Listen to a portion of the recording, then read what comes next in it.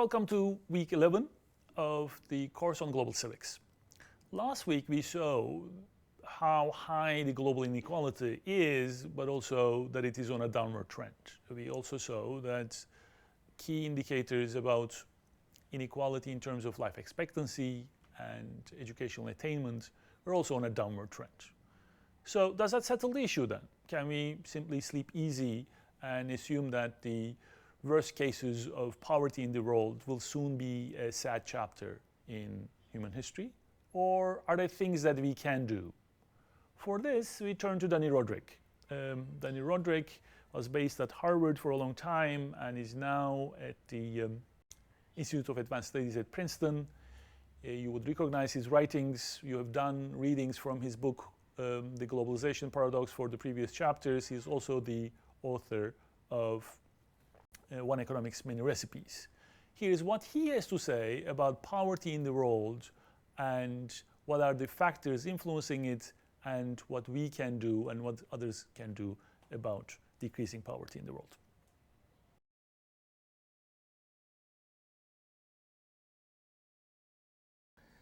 Hello, my name is Dani Rodrik, and I'm going to be talking to you for the next half hour about global development, poverty reduction in recent decades, and what we learn about that from about the respective roles of national policy and global policy, particularly the role of global governance.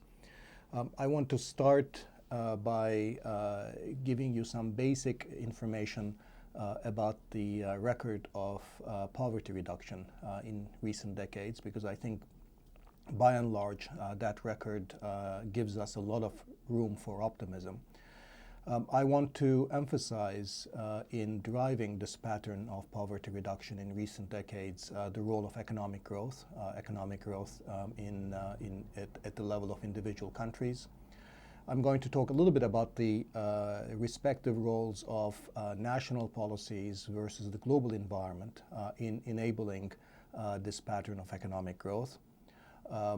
And I'll be emphasizing that the national role has been particularly important, that despite a rather common global context that developing countries face, the fact that we have observed so much divergence, so much diversity in terms of economic performance indicates that what happens at the national level, what country governments do individually, really is the more important determinant of the pattern of development and poverty reduction. And then I want to say a little bit about what kind of policies actually drive economic development, what distinguishes successful countries from less successful countries, and then go back and conclude again about the role of global conditions, the role of global governance, and what does an appropriate global governance actually mean in the context of development.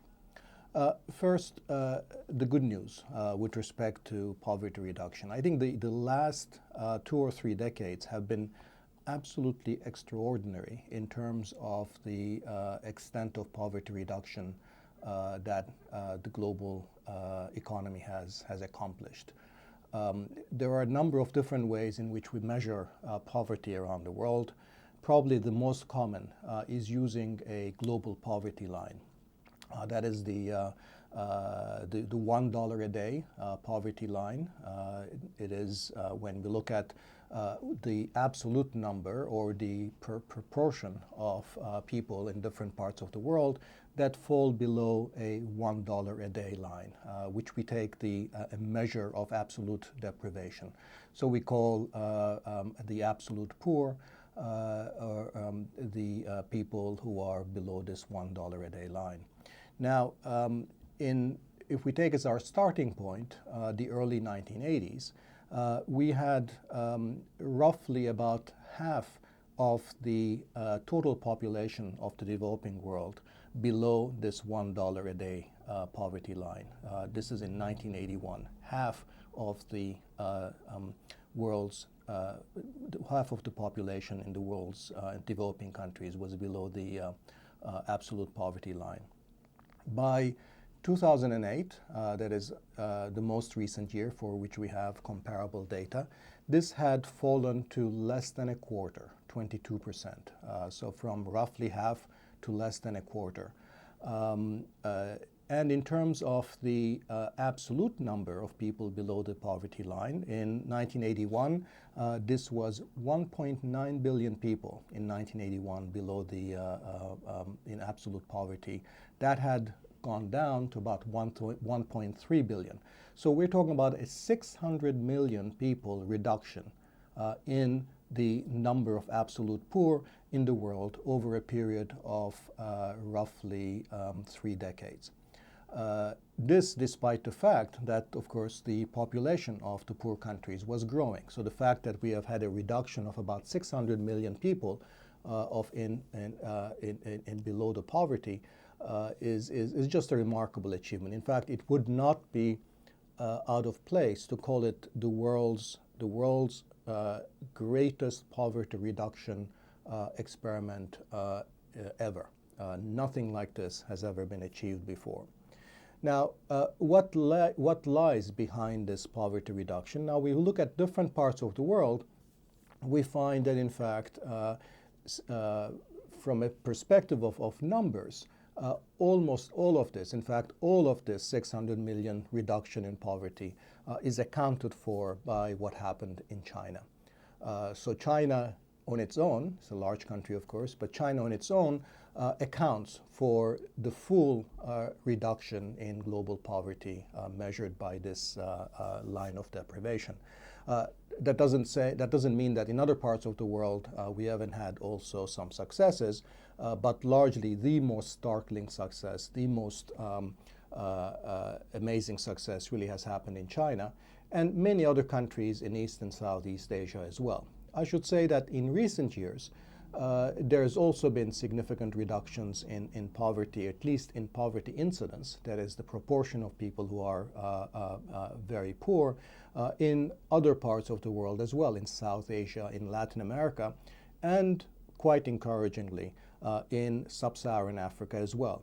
So that sometime after 2000, the poverty incidence in sub-Saharan Africa has begun to fall, as it has also in places like South Asia and Latin America. Not as striking a success as we've achieved in China and East Asia, but still quite striking. Now, what lies behind this is a surprising degree of correlation between countries that have been growing very rapidly in terms of GDP per capita and this reduction in poverty. Now, I don't want to draw a one-for-one relationship between economic growth and poverty reduction or other social indicators or other indicators of development like health, education, and empowerment. But it is quite clear that in the last few decades there has been a very strong association. That the very rapid rate of poverty reduction in China is due, by and large, to the very rapid rate of growth in China since the late 1970s, and the improvement in the poverty profile in South Asia, in Latin America, sub-Saharan Africa, since the last 15 years or so is also due to the fact that growth has been, by their standard, has been quite good in that part of the world as well. So this really helps to underscore the central importance of economic growth in driving poverty reduction.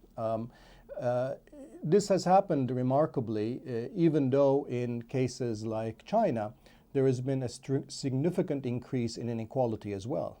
In China, since the late 70s, inequality has skyrocketed in China.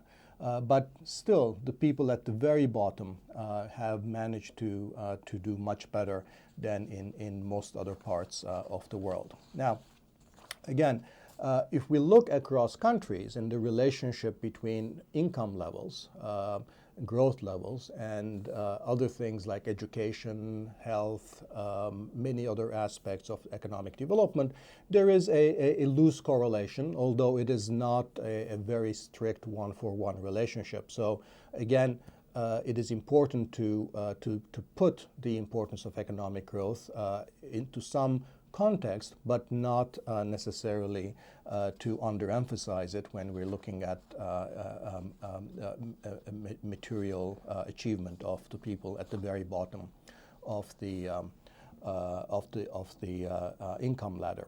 Now, one of the striking facts of the world economy, taking an even longer time perspective, going back over 2-3 centuries, is that the world has become a significantly more unequal place.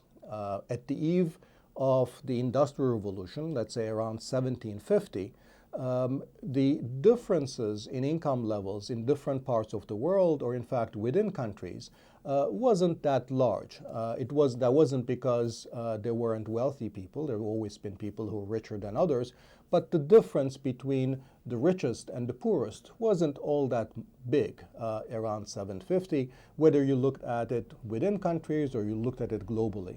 Europe, Western Europe, may have been richer than much of Asia, but the difference on average was certainly not more than an order of 1 to 2 or 1 to 3 at most.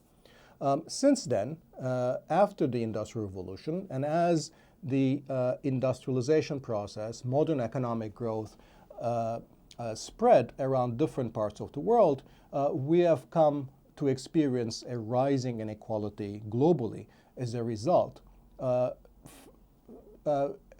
Mainly because the spread of modern technologies, the spread of industrialization globally has been very, very uneven.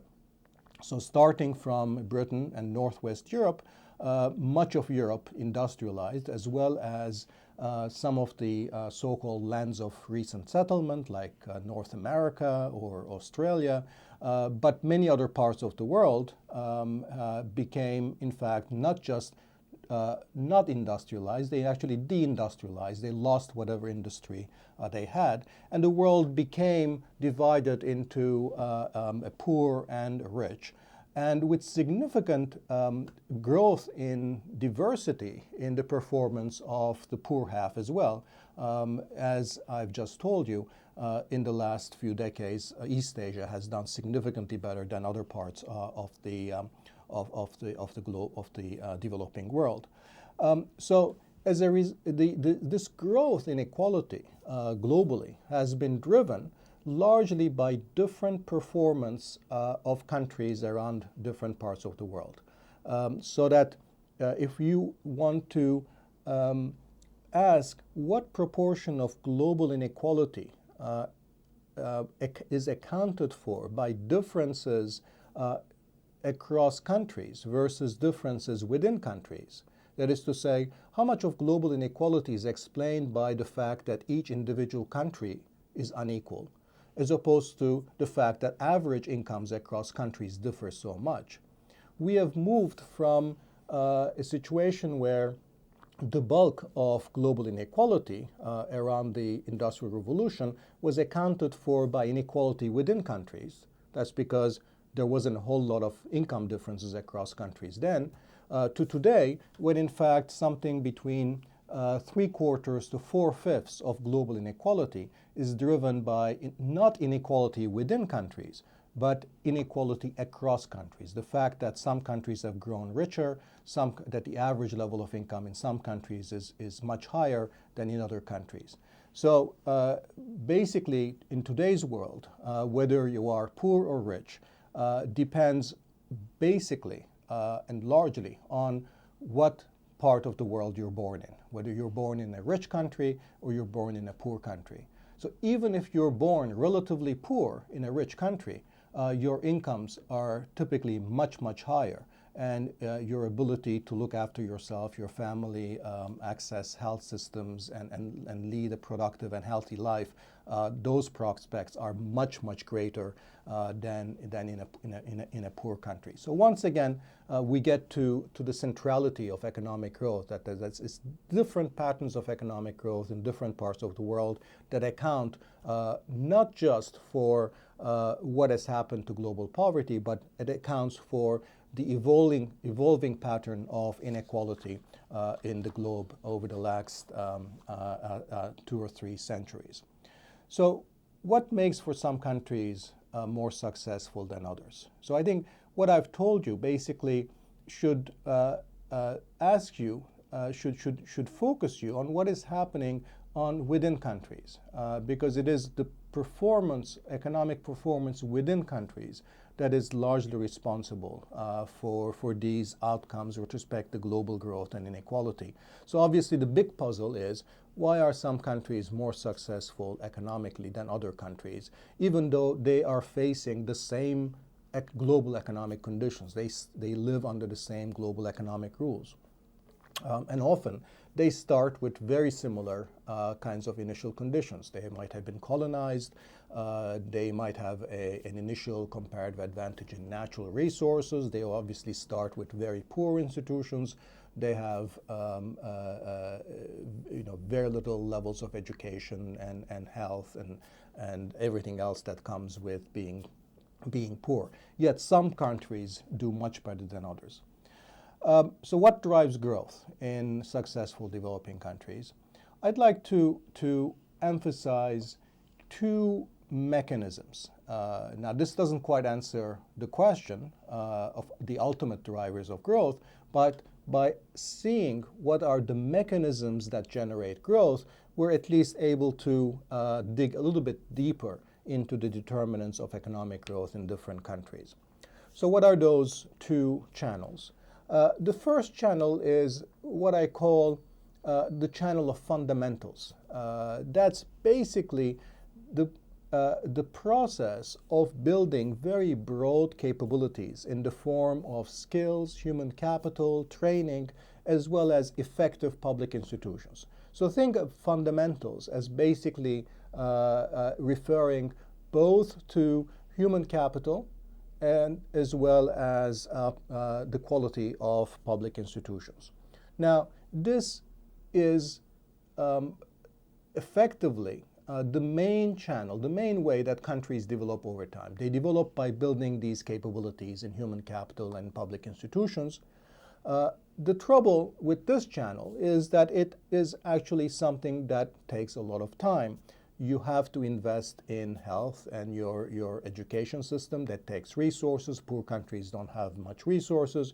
And building up better public institutions, whether in terms of its good governance, good regulatory institutions, good tax systems, these also take a long time. So the fundamental channels is fundamental, but it takes time. It requires very broad-based complementary investments across a diverse set of areas.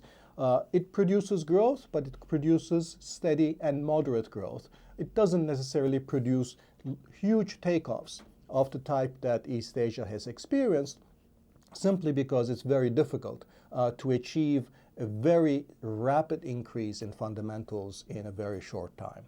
So to explain very rapid growth takeoffs of the kind that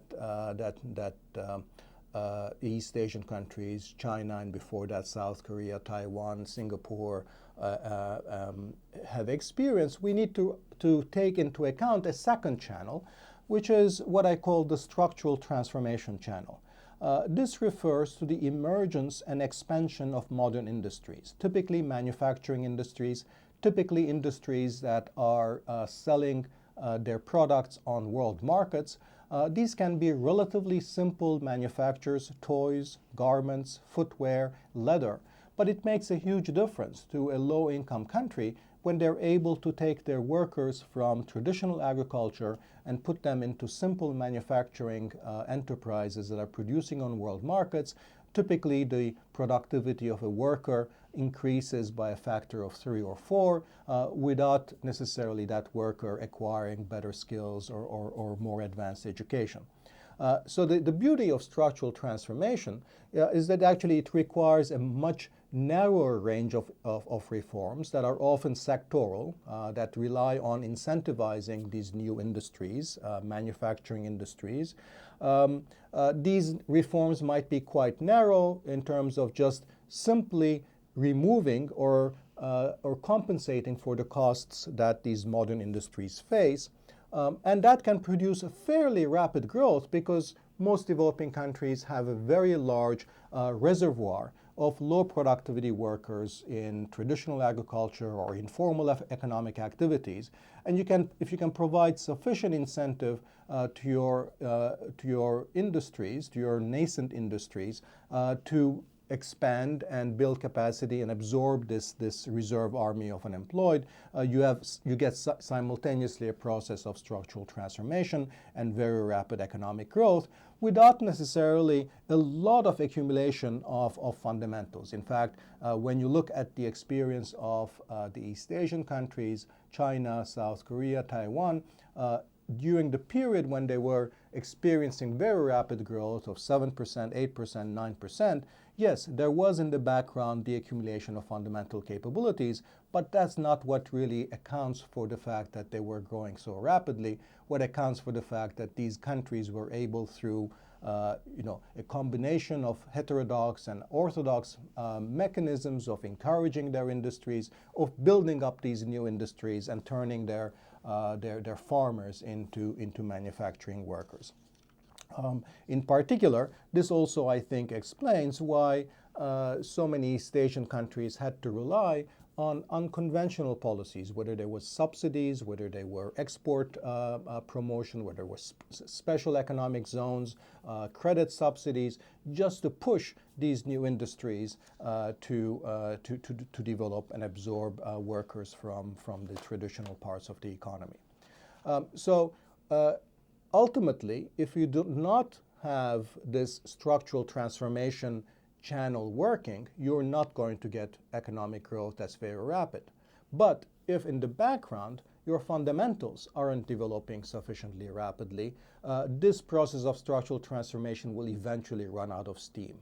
So what's common in countries that have not only grown rapidly over a period of a decade or 2 decades, but countries that have successfully converged with the income levels of the rich countries, that is, they've managed to keep this process of rapid growth going on, is that they have done those two things together, that they have accumulated fundamental capabilities while the structural transformation process was going on, and then as the structural transformation process began to lose steam because enough of the workers, that the reserve army of the low productivity workers was being exhausted, that now the economy had built up enough capabilities that you could rely on the productivity of workers in the service sectors, in high quality institutions and so forth.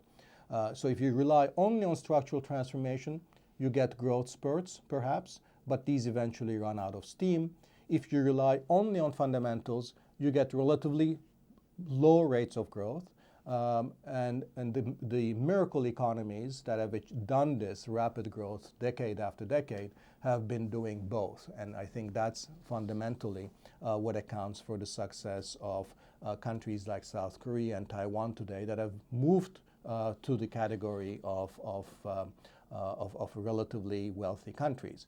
Now, China, interestingly, I think is at a turning point. I think China obviously has been relying mostly on the process of structural transformation as it turns its huge reservoir of agricultural workers into industrial workers, but now is at a point in its growth process where industrialization has got to sort of, especially export-oriented industrialization, has got to give way to a process where the rest of the economy, particularly services, have got to develop.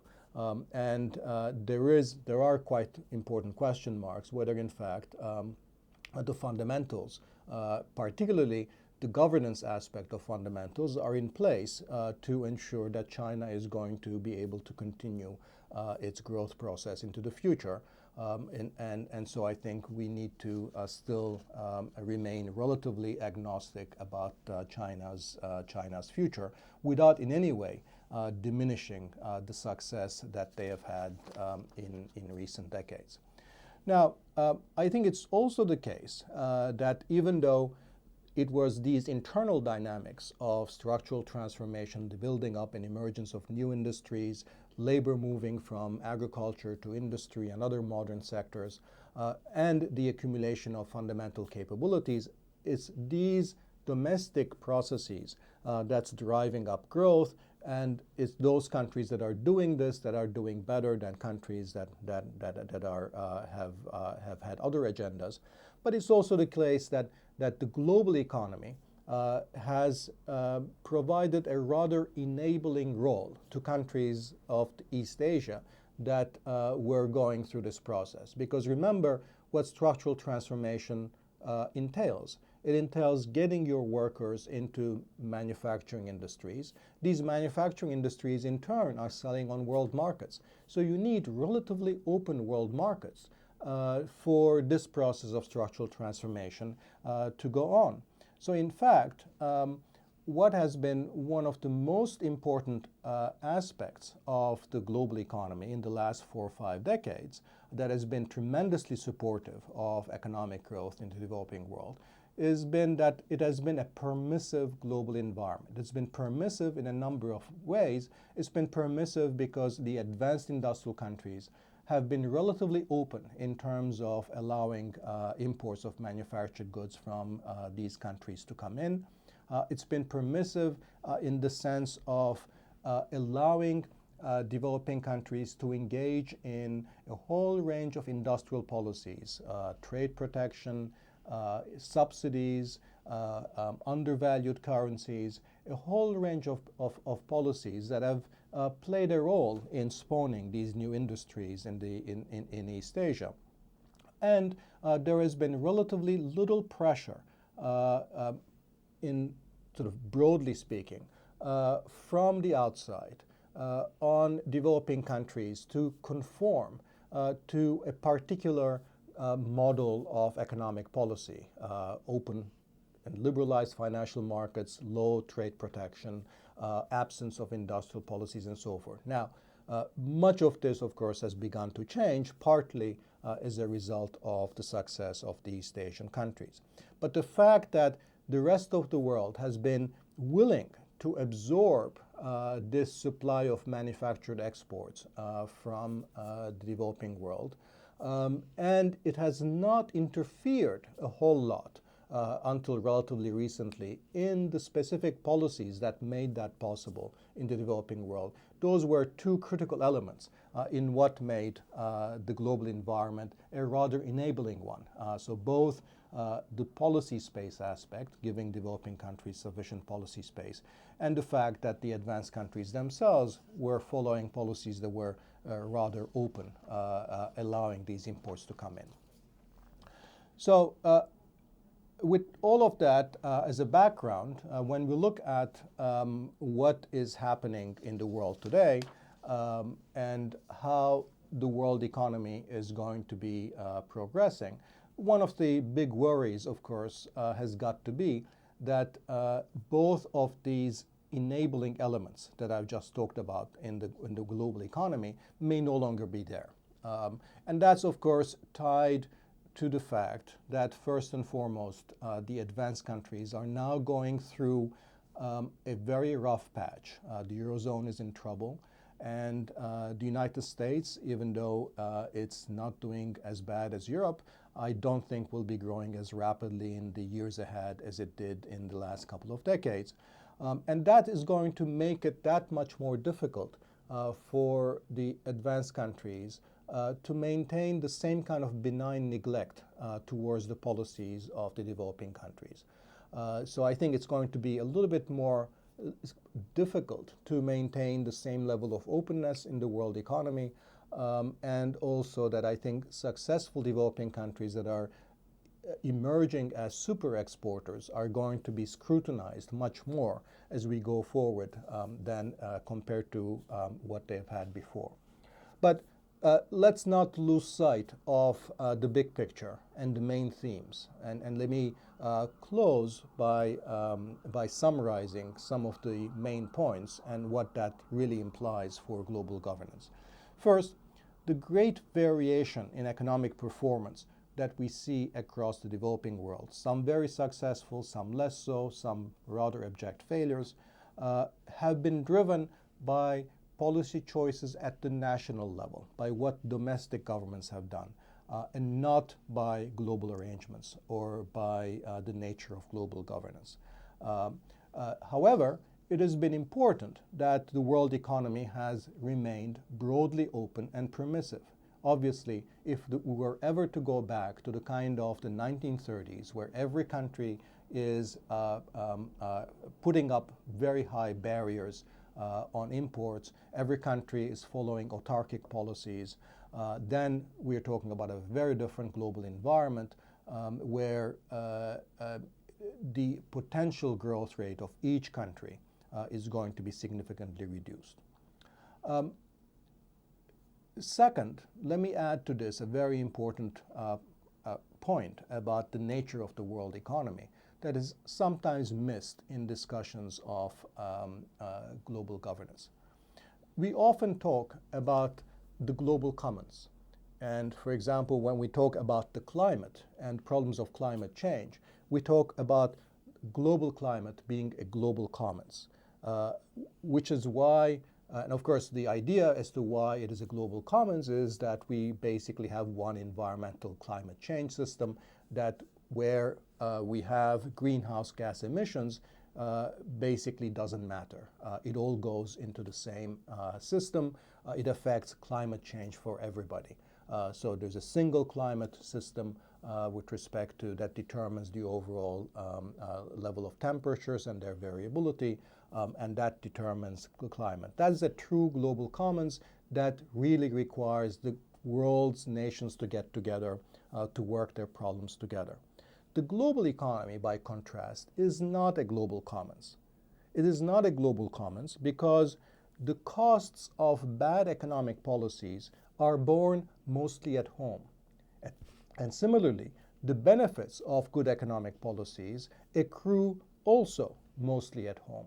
So think about agricultural subsidies. Developing countries complain about agricultural subsidies, but the fact is that the costs of agricultural subsidies are borne mostly by the consumers and the taxpayers of European and American nations. So this is not a global commons. If there is a failure of policy, it's because the domestic stakeholders, domestic the groups that are being hurt don't have a voice in these policies. So I'm relatively skeptical that it's going to be reforming the global governance institutions that's going to be able to take care of this problem. The problem is much more at the level of the failure of national governance. Global governance could support national governance, but cannot substitute for it. So to finish, I'd like to leave you with this thought. The challenge of global governance for development is the following, that we need to have enough cooperation among the nations of the world to ensure that we have a moderately open world economy.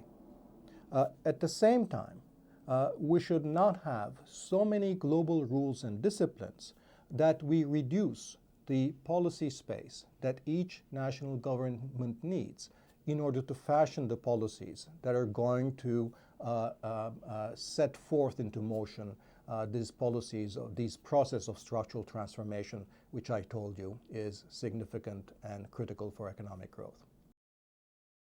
So Rodrik's central argument is that poverty in the world is decreasing and that national governments and their policies deserve the main credit about that very positive development.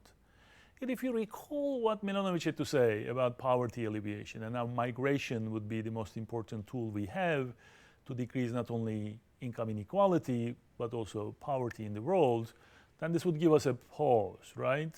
Because in today's world, an iPhone or a Toyota move across borders far more easily than migrants. And there is an opportunity cost to little or no migration. So much so that a leading economist has written an article titled "A $1 trillion bill on the sidewalk." That is, there's a huge opportunity cost, an untapped resource for the world because we are not having more migration.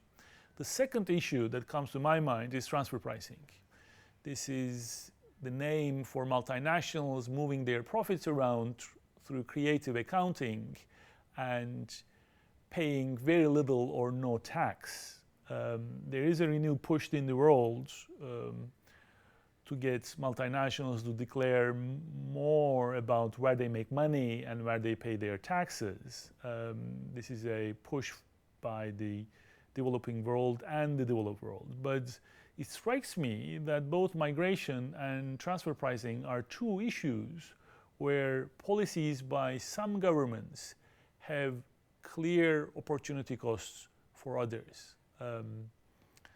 Now, the larger debate about poverty alleviation has been going on for a long time, and I'm sure you've come across this debate in other classes you have taken. On one hand, you have people like Jeffrey Sachs who argue that we know everything we need to know about poverty alleviation. The only thing we need is money, and for Western governments to be more generous.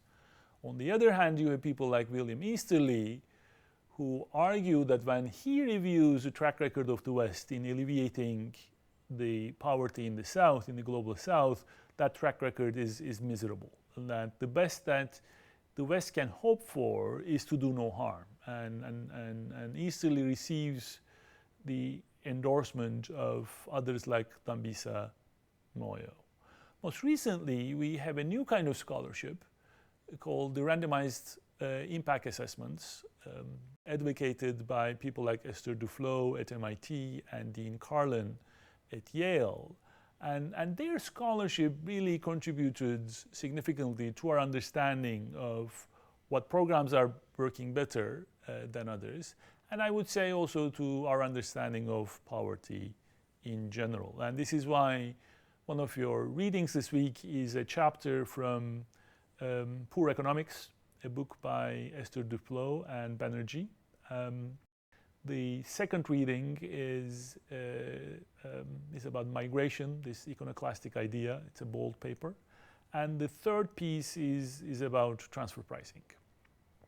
Your writing assignment is to describe poverty in the world in light of your readings and in light of Dani Rodrik's lecture. What is the state of poverty in the world, and what are our responsibilities, if any, in eliminating poverty? Good luck.